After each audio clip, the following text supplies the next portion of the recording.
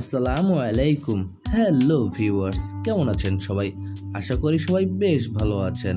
Viewers, আজ আপনাদের সাথে শেয়ার করব ঈদুল আজহার ছুটি শেষ করে বরিশাল থেকে ঢাকায় ফেরার লঞ্চ জার্নি। তো চলুন দেখে নেই এই লঞ্চ জার্নিটি কেমন ছিল। এই দিনে অনেকগুলো লঞ্চ বরিশাল থেকে ঢাকার উদ্দেশ্যে ছেড়ে গিয়েছিল। এক নজরে আপনাদের দেখিয়ে দেব এমভি সুন্দরবন 16 লঞ্চের ভাড়ার তালিকা। লঞ্চের নিচতলাটা পুরাটাই রয়েছে ডেক শ্রেণী, এখানে যে কেউ যে কোনোভাবে যেতে পারবে। এরপরে আমরা কেবিনের করিডোর ধরে হেঁটে গেলাম এবং এখান থেকে আমরা লঞ্চের সামনে গিয়ে দাঁড়াবো, দেখব পল্টন এখান থেকে কীরকম দেখা যায়। মূলত বরিশালের লঞ্চগুলো রাত 9টা থেকে 9:30টার ভিতরে সব লঞ্চগুলো ছেড়ে ঢাকার উদ্দেশ্যে রওনা দেয়। আমরা লঞ্চের সামনের অংশে রয়েছি।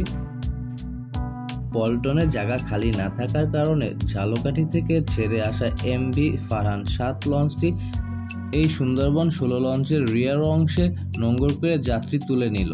এখন বরিশাল থেকে ঢাকার উদ্দেশ্যে লঞ্চটি রওনা করে গেল। ভিউয়ার্স, এখন দেখাবো আপনাদের ইঞ্জিন রুম। এখানে দেখতে পাচ্ছেন বিশাল একটি ডিজেল ইঞ্জিন এবং ফ্লাই হুইল, এরকম বড় বড় দুইটি ইঞ্জিনের মাধ্যমে এই লঞ্চটি চলে থাকে।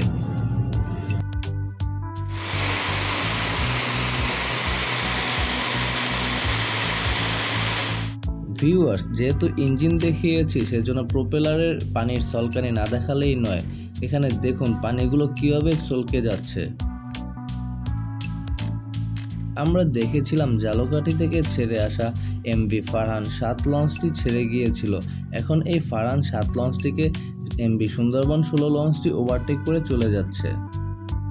ভিউয়ার্স, আরও কিছুক্ষণ পরে দেখতে পেলাম মাঝ নদীতে দুটি লঞ্চ একত্রে চলাচল করছে এবং এই দুটি লঞ্চের মাঝখান থেকে আমাদের এই লঞ্চটি দুটি লঞ্চকে পিছনে ফেলে সামনে এগিয়ে যাচ্ছে। বাম পাশে যে লঞ্চটি রয়েছিল এটা হচ্ছে এমভি রাজদূত নামের একটি লঞ্চ।